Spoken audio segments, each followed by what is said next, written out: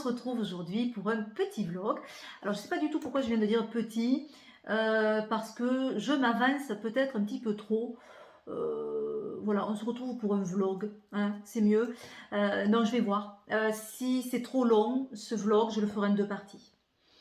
Alors, ce vlog, c'est les tu préfères dans l'univers des cartes.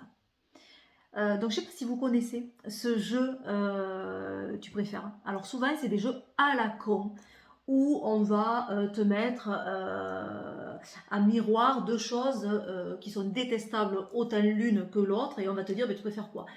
Et il va falloir que tu donnes une réponse. Mais c'est toujours compliqué parce que tu choisis pas ce que tu préfères en fait. Tu choisis le moins pire des deux. C'est souvent ça le truc. Et donc, bon, c'est marrant en plus, mais c'est compliqué. Donc là, ça va, je ne vais pas choisir le moins pire, puisque c'est des choses qu'on aime, c'est des choses que je pratique, on va parler de plein de choses dans cet univers des cartes. Donc ça ne sera pas du tout ça, mais c'est les choix qui peuvent des fois être difficiles selon les questions qu'il y a. Alors, j'avais préparé ce vlog au mois de juin et je m'étais dit que ça serait super sympa de le faire sur l'été. Voilà, parce que c'est marrant, c'est frais, c'est voilà. Mais j'ai eu un été très compliqué, très difficile. C'est pour ça que je n'ai pas fait de vidéo sur cet été. Donc du coup, ben voilà, je reviens avec ce vlog sur la rentrée de septembre. Mais je ne l'ai pas relu. C'est-à-dire que je l'ai écrit, ça devait être juin. Et je ne sais plus en fait ce que j'ai marqué. Je sais que des fois, je me suis dit, oula, ça sera compliqué, ou ça sera simple. J'espère que j'ai pas été trop sadique dans les choix. Donc, on va voir ça ensemble. Alors, je crois qu'il y en a 28. J'ai 28 points, je crois. Donc, je verrai si je fais 14 et 14 ou si on fait les 28 dans une seule et même vidéo. On va voir le temps que je mets entre chaque réponse. C'est ça le truc. Bon, allez, perdons pas de temps. Je commence. Tu préfères les oracles ou les tarots? Oh là, ben ça commence fort. Ça commence très fort. Effectivement, les oracles ou les tarots. Ça, c'est pour moi la question impossible à répondre. Donc, je vais donner une semi-réponse. C'est déjà pas mal. Hein, c'est déjà pas mal. Donc, je dirais que si je mets un angle de vue étudier, voilà, ce que je préfère étudier. Donc, à ce moment-là, je préfère étudier le tarot. Voilà, un objet d'étude, clairement, c'est le tarot. Si maintenant on met l'angle de vue au niveau de la pratique, qu'est-ce que tu préfères utiliser en tirage?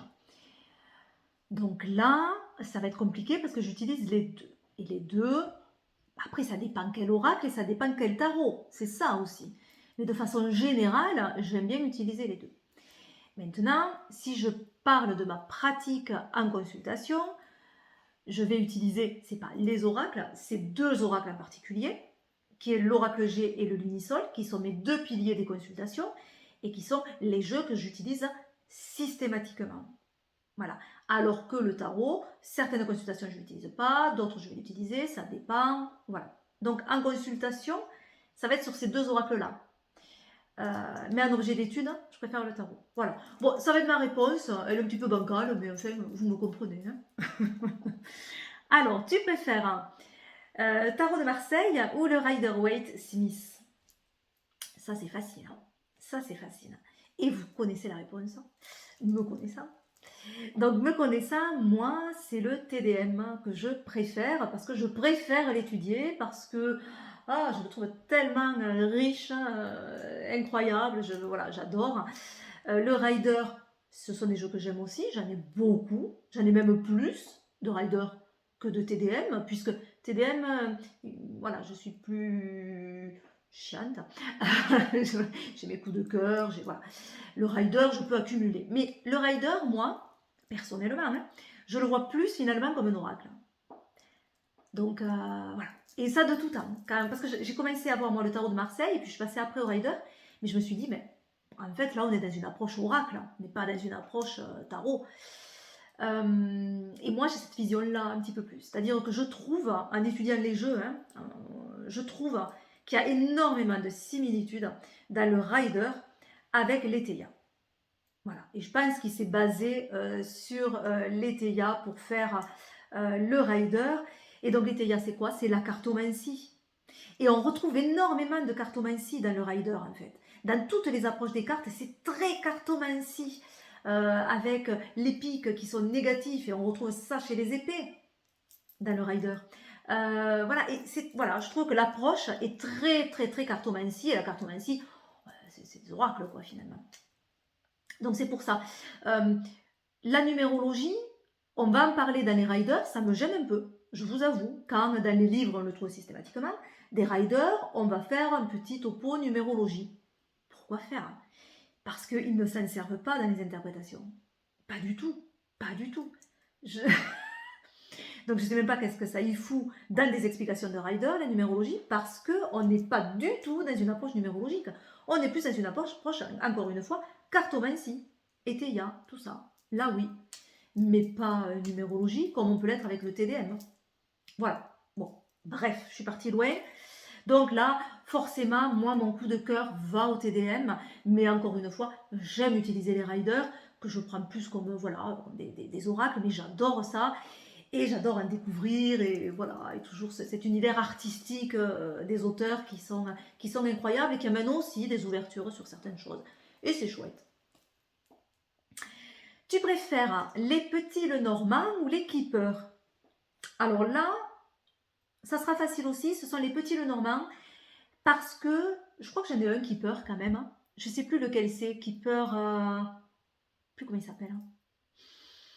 Mais j'en ai un, et la preuve c'est que je ne sais plus comment il s'appelle, donc je ne l'utilise pas. Voilà, je n'ai pas pris l'habitude d'utiliser les keepers. Je sais qu'il y a très peu de traduction du keeper en français. Là, ce jeu que j'ai, je crois qu'il est en français. Oui, il est en français. Mais il y a très peu en fait d'ouvrages sur ce système-là du keeper en français, je trouve. Ça manque d'ailleurs. Donc, je préfère utiliser les petits Lenormand qui sont des systèmes de jeu que j'aime bien hein, en plus. Voilà. Mais les keepers peuvent être aussi intéressants. Tu préfères l'astrologie ou la numérologie? J'aime bien les deux. De façon générale, je trouve que les deux sont d'une richesse incroyable. Autant l'astrologie que la numérologie, c'est très riche. Il peut y avoir certaines similitudes entre les deux, des choses aussi qui ne sont pas du tout pareilles, mais ce sont des approches qui sont très intéressantes et qui ne se contredisent pas en plus, parce que c'est bien d'avoir les deux, je trouve, et de faire les deux études. Maintenant, moi, je me suis un petit peu plus orientée vers la numérologie. Pourquoi? Je ne sais pas. Mais c'est ce qui m'a le plus appelée. Peut-être parce que j'ai été plus curieuse. Je pense que je connaissais un petit peu plus l'astrologie, de façon générale, hein, mais voilà, je voyais ce que c'était, je connaissais. Par contre, la numérologie, quand je m'y suis mise, je me disais, mais qu'est-ce que c'est en gros? Enfin, comment? Je me suis posé beaucoup plus de questions sur la numérologie, et c'est cette curiosité qui m'a fait aller vers ça. C'est notamment les tarots aussi, le tarot de Marseille, qui m'a fait aller vers la numérologie, bien sûr. Tout part du tarot de Marseille, finalement, dans cette approche-là. Et donc, j'ai plus étudié, finalement, la numérologie que l'astrologie. Donc, je pense que c'est deux systèmes qui sont incroyables les deux, mais moi, personnellement, mon cœur balance plus sur la numérologie, où je suis toujours en train d'acheter des ouvrages, parce que j'adore voir les différentes visions au niveau de la numérologie. Voilà. Tu préfères les tarots Rider-Waite ou les tarots Thoth? Alors là, c'est compliqué. Alors c'est compliqué pourquoi? Parce que je n'ai pas étudié le tarot de Thoth. Donc je ne peux pas dire que je préfère le Rider, puisque je n'ai pas étudié le Thoth. C'est comme quand on te dit, comme quand tu dis j'aime pas ce plat, mais que tu l'as pas goûté en fait. Voilà, tu vas te dire que t'aimes pas si tu n'as pas goûté. Mais moi c'est un petit peu pareil. Le Thoth, je m'en suis jamais servi, j'en ai pas dans ma cartothèque. J'ai toujours voulu l'avoir le Thoth. Et je ne sais pas pourquoi, j'ai pas passé le cap. Mais pourtant, il m'intéresse à étudier aussi le Thoth. Il m'intéresserait plus à étudier que le Rider, par contre. J'aime cette approche du Thoth. J'adore les couleurs vibrantes qu'il y a sur ce jeu. Je l'aime avec les grandes cartes.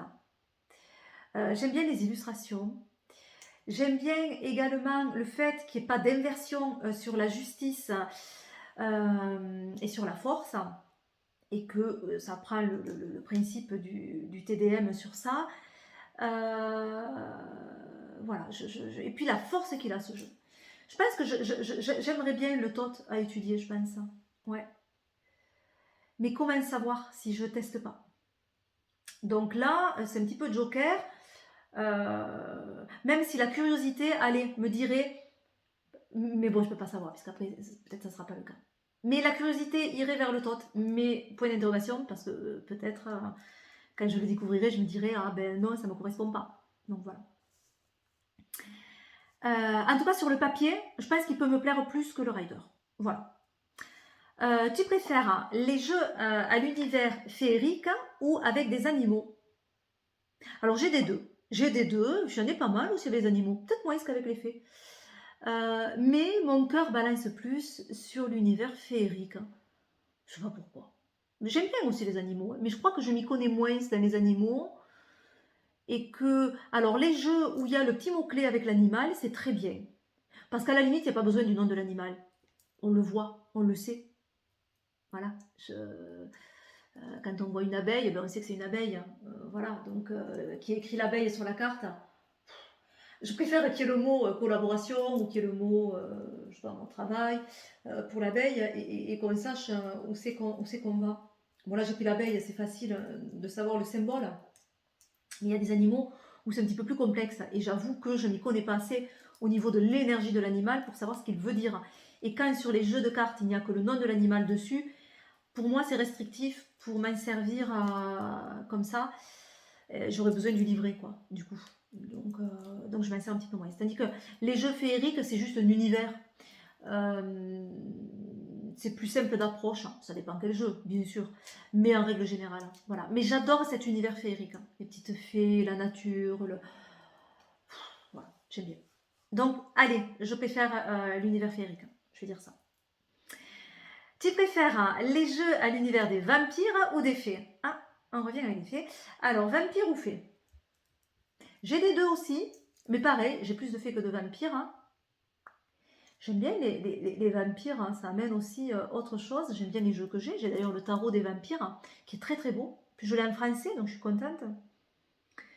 Mais je vais rester sur les faits. Allez, je reste sur les faits. Tu préfères les jeux colorés ou monochromes? Oh, c'est dur, c'est dur. Parce que j'aime vraiment les deux, quoi. Ça me dérange pas, les monochromes, en fait. Je les trouve peut-être plus... j'allais dire intuitif, parce que pour moi, j'ai rien qui gêne quand il y a des jeux monochromes. J'ai un côté très naturel, en fait, très simple. Et cette simplicité me parle direct. Là, je suis dans mon bureau, sur la table où je tire les cartes. Et ouais, j'ai toujours sur la table le petit Lenormand, le Media Lenormand. C'est le Lenormand que j'utilise le plus, j'utilise pas mal en consultation. Ben voilà, alors celui-là, il est vraiment qu'une seule teinte, quoi. Il est très, voilà, au crayon. Et ça, pour moi, c'est un régal de l'utiliser. J'ai rien qui me gêne. J'ai tout un univers comme ça quand je fais un grand tableau qui, voilà, je sais pas comment dire. Et ça laisse place à mon intuition complètement. Donc j'aime bien. J'aime bien. J'aime bien aussi les jeux comme ça où il y a une touche de couleur. Ah, je trouve ça incroyable. Alors surtout si la couleur a un sens par rapport à la signification de la carte. Ah, ça j'aime bien. Ouais, j'aime beaucoup même. Souvent ces jeux me plaisent, hein. Quand ils sont très crayonnés, fusain. En plus j'adore le fusain, je suis fan du fusain. Et qu'il y a une petite touche de couleur. Pour moi ça, c'est souvent des jeux qui me plaisent. J'adore ça. Mais les jeux colorés sont sympas aussi. Et puis ça dépend des saisons. Alors je dis ça, mais moi, je suis un peu à l'inverse de tout le monde, je crois. Déjà, je ne fais pas attention parce que le média, je m'en sers toute l'année. C'est-à-dire que l'été, je peux utiliser le média, pareil, quoi. Voilà, ça ne me dérange absolument pas. Et à la limite, je crois que si je faisais un choix, je préférerais utiliser les jeux colorés l'hiver, en fait. Parce que justement, l'hiver, j'aime bien mettre une nouvelle énergie, de la couleur. J'ai besoin voilà, de ça. Alors que l'été, l'automne, ben, je vais peut-être préférer des jeux un petit peu plus monochromes, mystérieux. Ouais, peut-être. Un petit peu plus froid, peut-être. Voilà. Donc, sur cette question, allez, je dirais. Ah non, je peux pas. J'allais dire monochrome. Bon, allez, j'allais dire monochrome, je vais dire monochrome, mais j'aime les deux, en fait. J'aime les deux. Tu préfères la série des épées, des bâtons, des coupes ou des deniers dans les riders ou dans les TDM? Alors, j'ai rajouté dans les riders ou dans les TDM parce que pour moi, c'est différent. Je ne vais pas vous donner la même réponse.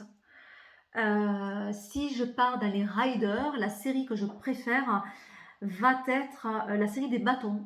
J'adore l'énergie des bâtons. J'adore, voilà, pour moi c'est très feu, donc c'est souvent des couleurs très chaudes. J'aime cette énergie en fait. J'aime souvent la reine de bâton, le roi de bâton, voilà, j'adore. Voilà, cavalier de bâton, tout ça. Ouais. Alors, est-ce que c'est lié à mon signe astrologique? Je sais pas. Ce serait marrant de voir si vous, vous préférez quelque chose qui est en correspondance avec votre signe. Mais moi, effectivement, ça a toujours été les bâtons dans les riders. Par contre, dans le TDM, la série que je préfère, c'est clairement les épées, les coupes aussi. Mais je dirais les épées. Voilà, j'adore les épées, je les trouve mais stylisées, je les trouve magnifiques, j'adore cette série. Et c'est un régal à étudier, cette série des épées, je trouve. Voilà. Ensuite, tu préfères sur les cartes le nom mot-clé ou que le nombre? Ou rien du tout? Alors, rien du tout, c'est un petit peu compliqué pour si on a besoin d'aller voir sur le livret pour retrouver la carte. S'il n'y a ni nom ni nombre, s'il n'y a rien, c'est un petit peu compliqué. Maintenant, si c'est un jeu qu'on se sert qu'à l'intuition, c'est pas gênant. Moi, je me dis même autant qu'il n'y a rien. Parce que si un nombre, moi, j'aime bien qu'il ait un sens numérologique. Donc, et c'est très, très, très, très, très, très rarement le cas. Donc, voilà. Donc, à la limite, j'ai par exemple les Dixit. Il n'y a pas de livret sur les Dixit, c'est tout à l'intuition. C'est voilà, c'est en projection qu'on va utiliser ce jeu. Donc là, il n'y a rien, tant mieux. Il n'y a pas de gêne de quoi que ce soit. Et on n'est pas enfermé, ni par un nombre, ni par un nom. Et ça, c'est bien, je trouve, de ne pas être enfermé, quand justement, on va utiliser des jeux comme ça sur de la projection.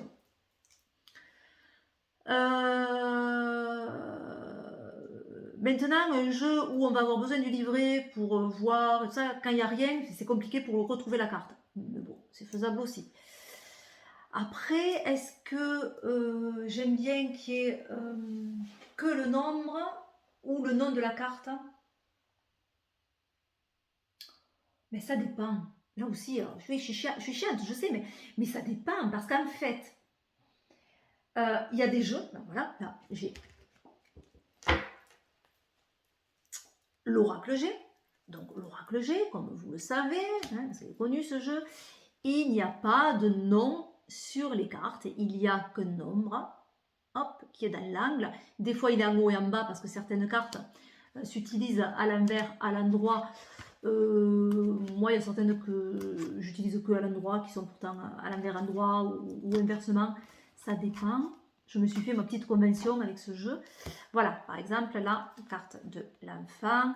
On va voir le nombre en haut, le nombre hop, en bas. Voilà, donc dans l'oracle G, il n'y a pas de nom, il n'y a que le nombre, qui est un tout petit, donc qui n'est pas très gênant en plus. Et j'aime bien. Et j'aime beaucoup. Parce que, encore une fois, ça n'enferme pas. Un mot-clé, un nom, automatiquement enferme. Quand il n'y en a pas, on fait sa convention, on fait son truc. Bien sûr, il y a l'illustration quand même. Bien sûr, on est aiguillé par ça. Mais on a une palette un petit peu plus large peut-être. On n'est pas conditionné. Voilà, on n'est pas conditionné. Mais il faut que ça plaise, parce que certains ont besoin d'être accompagnés. Et le fait qu'il n'y ait rien, ils se sentent un peu perdus. Moi non, moi j'aime bien. Et justement, je crois que j'aime bien l'oracle G, je pense. pour cette liberté, en fait, et le fait que rien ne me gêne. Voilà. Et que moi, il laisse libre cours complètement à mon intuition, ce jeu. Et sur certains jeux, les noms ou mots-clés, ben, je ne suis pas d'accord avec eux. Je prends par exemple celui que je vous ai parlé lors d'une vidéo acquisition du mois, c'était l'oracle Citadelle, je crois que ça s'appelle comme ça. Les mots-clés me perturbent parce que pour moi, ils ne sont pas cohérents. Ils sont pas cohérents. Donc j'ai du mal. Alors là, par contre, ça me gêne. Ça me gêne. Du coup, ce jeu, j'ai des difficultés à l'utiliser à cause des mots-clés. Peut-être qu'il n'y aurait pas de mots-clés, ça serait plus facile pour moi. Et après, d'autres jeux, je trouve qu'il manque le mot-clé parce que, comme j'ai pris un exemple sur les animaux, quand il y a le nom de l'animal, pour moi, et qu'on voit l'animal, c'est peut-être pas judicieux. Je préférerais un mot-clé.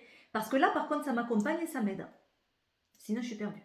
Surtout s'il n'y a que l'animal qui est illustré et qu'on n'a pas de scénette. Et je m'appuie sur quoi en fait? Il faut connaître en fait l'énergie de l'animal pour savoir. Et voilà. Donc, ça me restreint trop et j'ai besoin là d'être accompagnée par un mot-clé. Donc, c'est vraiment, ça dépend en fait. Si le jeu est clairement identifiable au niveau de l'illustration, de ce qu'il y a dessus, de ce qu'on en comprend, j'ai pas besoin du mot-clé. Au contraire, je crois que c'est bien sans mot-clé parce que ça me laisse libre cours. Si le jeu n'est pas assez explicite au niveau des illustrations, le mot-clé alors là peut être utile. Voilà. Mais si le mot-clé est pertinent. Hein, voilà. Bon. J'aurais pas mieux hein, en réponse. Non, j'aurais pas mieux. Voilà. D'ailleurs, cette question, je vais vous la poser concernant la création que je suis en train de faire, mon jeu, parce que je suis sur ce questionnement-là, de savoir est-ce que je mets un nom sur la carte ou est-ce que je n'en mets pas. Et je voulais voir, vous, ce que vous préférez. Donc déjà, sur cette vidéo, hein, si vous pouvez me répondre par rapport à ça, c'est super déjà. Ça me donnera une petite idée. Et ensuite, je ferai une autre vidéo où là, je vous poserai clairement la question et je vous montrerai quelques ébauches de cartes. Comme ça, vous verrez, selon la carte, si pour vous, ben oui, il faudrait mieux le mot-clé ou pas. Mais déjà, je vais avoir votre point de vue, donc c'est pas mal. Voilà, donc vous, est-ce que vous êtes à mot-clé ou pas sur les cartes? Ensuite, je continue ou pas? 22. Ouais, j'ai pas trop avancé finalement. Bon, allez, on va continuer un petit peu. Tu préfères les jeux mat ou les jeux brillants? C'est pas un critère de choix, ça. Et là non plus, je suis pas catégorique parce que je m'en fous. Je m'en fous royalement. C'est-à-dire qu'il y a des avantages et des inconvénients dans les deux. Alors, moi, je dirais, jeux brillants, oui, si c'est des jeux colorés ou avec une grande énergie. Je trouve que l'effet brillant ramène une lumière qui est incroyable. Donc les jeux vraiment avec de grandes couleurs, je les préfère brillants. Mais il y a des marques de doigts, parfois dessus. Mais au niveau de la caméra, quand on veut filmer, c'est une tannée parce que la lumière, c'est pénible. Voilà, forcément les inconvénients. Les jeux mat, je les trouve sublimes, justement sur les jeux monochromes. Voilà, et sur certains types de jeux, je les trouve plus adaptés. Mais il faut qu'ils glissent assez au niveau quand on mélange et quand on étale les cartes. Parce que les jeux mat qui sont très difficiles à mélanger, c'est pénible. Voilà. Donc tout dépend en fait, et puis tout dépend du jeu. Je ne peux pas dire en fait. Certains jeux, je dirais, ah, là je préfère brillant, ou là je préfère mat. Voilà. Tu préfères les petites ou les grandes cartes? Non, mais là non plus. Il va falloir que je me positionne au bout d'un moment. Les petites ou les grandes cartes? Alors c'est marrant parce que j'ai changé sur ça, en fait. Mais parce que les temps ont changé aussi, je trouve. C'est-à-dire qu'avant, quand j'ai commencé la chaîne, donc il y a fort longtemps, à ce moment-là, on n'avait que des jeux qui étaient standards. Petits ou standards. Voilà, on n'avait pas de grands jeux, ça n'existait pas. On avait ce type-là, on avait ce type-là dans les petits Lenormand, on avait voilà, des cartes assez standards en fait. Et puis est apparu d'un seul coup des grandes cartes. Et plus ça allait, plus elles étaient grandes. Et comme c'était inhabituel, ben c'était le waouh, super, génial. Et donc à ce moment-là, ben, on voulait que des grandes cartes. En tout cas, moi, je me disais, mais génial, je peux faire les grandes cartes. L'illustration est incroyable. Et c'est vrai, sur des jeux où les illustrations sont magnifiques, où il y a plein de choses à voir, avoir des grandes cartes, c'est un régal. C'est un régal en fait pour regarder le jeu. Par contre, en pratique, ben, c'est pas tes roches. Des très grandes cartes sur la pratique, ben, on va pas pouvoir faire des tirages. Moi, quand je fais des tirages, parfois il peut y avoir 20-25 cartes sur la table. Voilà, pour un peu que les prénoms soient longs, des prénoms composés, je recouvre au moins 3 fois des fois chaque carte. Enfin, voilà, je peux avoir la table remplie de cartes. Donc, si j'ai des trop grandes cartes, c'est pas possible. Au niveau pratique, je suis gênée. Donc, moi, je dirais maintenant, par rapport à ma pratique, parce que c'est ce que je vais mettre en avant, c'est la pratique et c'est pas l'esthétique. Donc, du coup, je vais choisir des petites cartes qui seront plus maniables et même pour mes mains, parce que j'ai pas des grandes mains et c'est plus facile à mélanger. Donc même si j'aime les grandes cartes, surtout pour des jeux artistiques, et rien que pour les regarder, je choisis des petites cartes parce que c'est l'aspect pratique qui est intéressant. Tu préfères les dos de cartes tout unis, simples, ou reprenant une carte? Ah oui, oui, parce qu'il y a des jeux où en fait le dos c'est une carte qui est mise en dos. Et ça, j'aime pas. Donc là, c'est facile à répondre. J'aime pas quand les dos reprennent une carte. Voilà. J'aime pas trop non plus quand les dos sont vraiment une illustration, même si elle est différente du jeu, mais vraiment une illustration. Je sais plus en fait. Et pareil, si ça reprend une carte, je sais plus. Où est le cucu, où est la tétette, on sait plus. On sait plus où on en est. Ça me perturbe en fait. Donc je préfère à la limite, hein, je préfère un jeu complètement uni simple. C'est moche aussi, hein, puisque là j'ai mis deux choses vraiment. Donc un jeu complètement uni d'une couleur simple, mais je crois que je préfère ça à une reprise d'une carte derrière. Voilà. Sinon évidemment, hein, l'idéal, c'est un petit dos sympa, tout mignon, qui ne reprend pas de cartes. Donc, voilà. Mais ça, j'avais pas dans la question. Tu préfères beaucoup de cartes ou peu de cartes? Oh là là, alors ça c'est une question qui est intéressante. Parce que, alors moi, personnellement, un jeu qui a beaucoup de cartes n'est pas un critère pour moi d'un jeu qui va être bien à utiliser. Pas du tout. Il peut y avoir énormément de cartes et qui ne soient pas pertinents, et des jeux qui vont avoir une vingtaine de cartes ou 30 cartes, ben, qui vont être beaucoup plus pertinents. Donc le nombre ne fait pas la structure du jeu, en fait. Pour moi, un jeu, s'il est bien fait, si on prend par exemple les arcanes majeures du Tarot de Marseille, on peut faire que des tirages avec les 22. Il n'y a que 22 cartes, ça fonctionne. Les petits Lenormand, il n'y en a que 36, ça fonctionne. Le jeu d'Algariel, d'Alcide Nathanaël, je ne sais plus trop le nombre de cartes, mais il n'y en a pas énormément non plus, il fonctionne. Voilà. Donc pour moi, c'est pas un critère ça. C'est pas parce qu'il y a moins de cartes que c'est moins bien à l'utilisation. Non. Et bien au contraire en fait. Bien au contraire. Je trouve que quand il y a beaucoup de cartes, alors je dis beaucoup, c'est-à-dire, on va dire, c'est quoi beaucoup? Alors, on va dire 70 cartes, 80, 100 cartes. Hein, voilà, on est dans des grosses, gros nombre de cartes, où il y en a bien plus de 60, quoi. Ça peut être pas mal si le jeu est bien fait, mais ça peut être très fermé, en fait. Parce que forcément, pour qu'il y ait, mettons, 80 cartes dans un jeu, forcément, il y a des notions qui vont être plus fermées. On ne va pas être sur quelque chose de large. Je ne sais pas comment expliquer, mais par exemple, si on ne fait pas beaucoup de cartes, comme on est obligé d'aller sur plusieurs domaines, on va mettre dans une carte une palette de signification en fait, et qui se colorera selon le tirage. C'est notre intuition, c'est selon les cartes qu'il y a qu'on va savoir que ben, cette carte-là, elle va s'orienter sur ça. Par exemple, dans un jeu où on va dire c'est la carte de l'expression. C'est large. L'expression, on peut avoir tout un côté artistique, comme on peut avoir parler, communiquer. Dans un jeu où il n'y a pas beaucoup de cartes, on va peut-être choisir de mettre justement l'expression et se dire ça va englober ces deux notions. Si on a un jeu à 80 cartes, ben on va dire non, je vais avoir la créativité, je vais avoir la communication. Donc, on va obligatoirement fermer des notions. Donc, un tirage, ben, ça risque d'être un petit peu plus compliqué. Parce que, par exemple, on fait un tirage,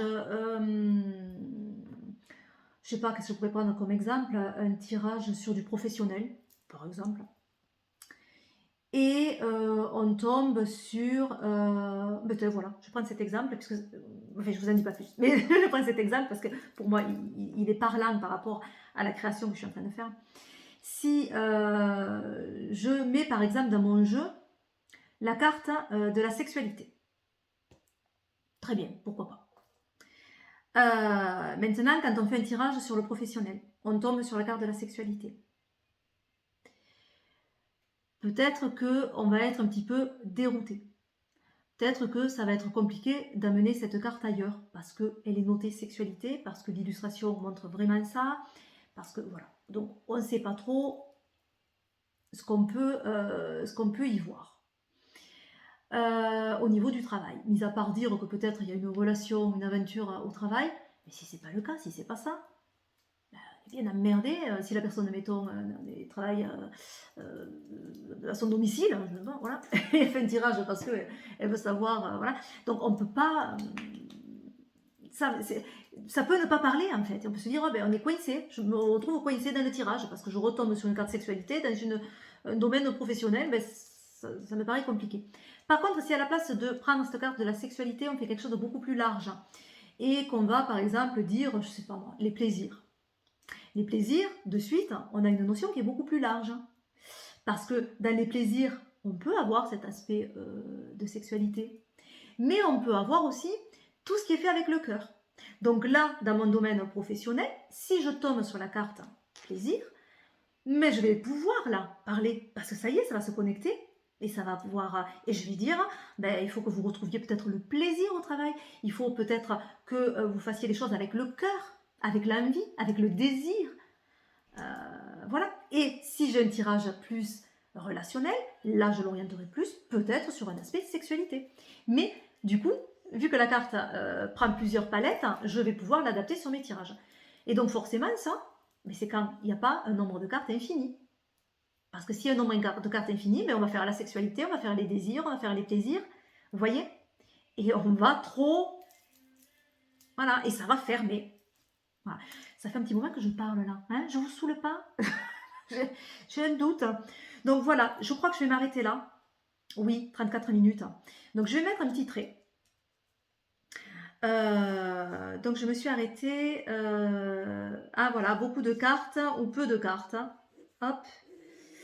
Et on continuera sur la suite. Donc j'en ai fait, il m'en manquera 1, 2, 3, 4, 5, 6, 7, 8, 9, 10, 11, 12, 13, 14. Et bien, la moitié pile, hein, au hasard en plus.